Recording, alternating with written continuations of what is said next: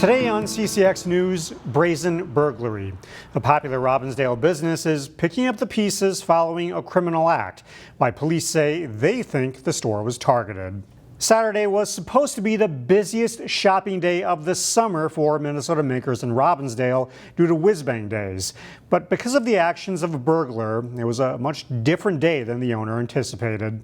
It's just a really unfortunate situation. Minnesota Makers in Robbinsdale is home to the work of hundreds of local artists. A significant amount of that work was stolen early Saturday morning. He took everything out of this case.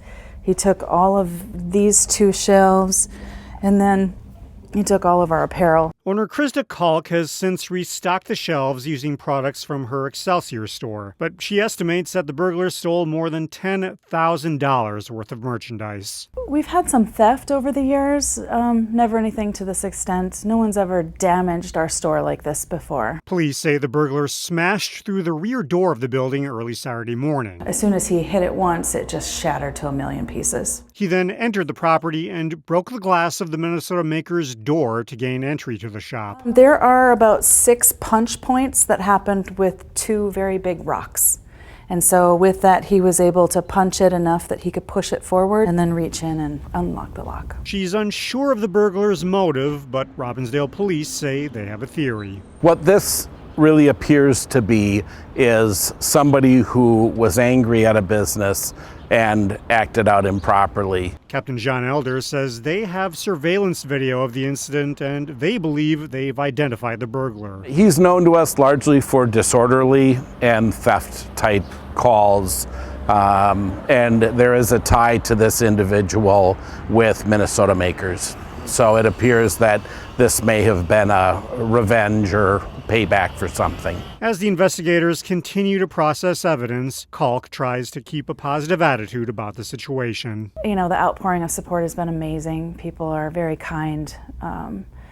We're hopeful that folks will come out and shop with us. Robbinsdale police say they hope to issue a warrant for the alleged burglar's arrest after evidence gathered by the Hennepin County Sheriff's Office is processed by the crime lab. In New Hope Tuesday, one person was arrested after firing gunshots near a gas station. Police responded to a report of shots fired just before noon at the Speedway gas station near 62nd Avenue and West Broadway. Officers later arrested the suspect at a nearby apartment. Several police agencies maintained a presence at the gas station into the afternoon. The investigation into the incident is ongoing. Brooklyn Park has unveiled a new way for residents to file a police report. A new online reporting platform went live on Brooklyn Park's website this week. It allows residents to file a non-emergency police report. It's intended to be used for lower-level crime like animal complaints, bike theft, or fraud. Previously, Brooklyn Park officers had to drive to a potential crime scene and meet with the person filing a report. According to Brooklyn Park Police Inspector Elliot Faust, it's important to report even low-level crime.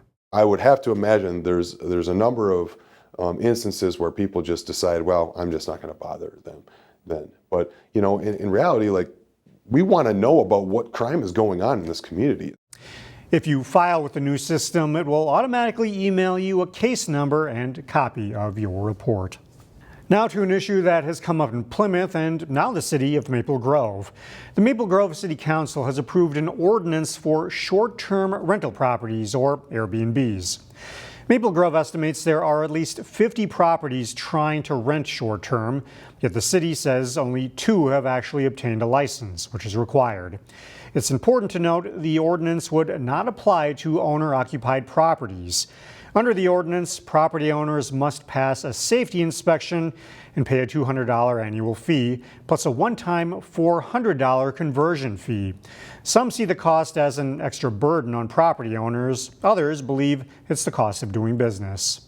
In times of inflation and opportunity where families are trying to make ends meet, as well as if they're moving and want to keep that home at a lower APA percentage, because we know it's in the 7% or higher, think really wisely about what obstacles we are giving our residents. Fees are a way for the city to absorb the cost to do the inspections and all the work that comes with maintaining the rentals. We're not really blazing any trails here. We're really kind of probably could have maybe even done something a little sooner with the rise in short-term rentals, so that we could just really better address the unique situations of short-term rentals instead of lumping it together with all of our long-term rentals. Last year, a Plymouth neighborhood ran into issues with a short-term rental in which a Brooklyn Center man was murdered during a party.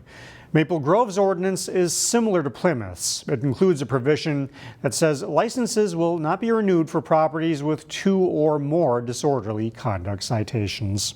Maple Grove's ordinance takes effect September 1st. Coming to Maple Grove this summer, a return of the Grooves and Foods Music Festival. It's a big free event. It's all ages, family event, 7 weeks, lots of great food, a lot of great food trucks. This is the second full year of the festival. The last was 2 years ago. This year there are 7 shows, all offering tributes to legends of music. Maple Grove musician Mick Sterling is producing 6 of the shows. Every week is a different band. So the 17th is a tribute to the Bee Gees. We have Springsteen, we have the Stones, we have Michael McDonald and Christopher Cross, we have Boz Scaggs, we have Heart, and then the last show was a big band called Vintage Vegas. This is a big 18-piece big band doing Sinatra and Bennett and Garland and Liza. So, I mean, these are top shows that are performing all over the region, all in the performing arts centers all around the region. They expect a great crowd. Mick Sterling's production of the Billy Joel tribute drew 3,000 people over Maple Grove Days.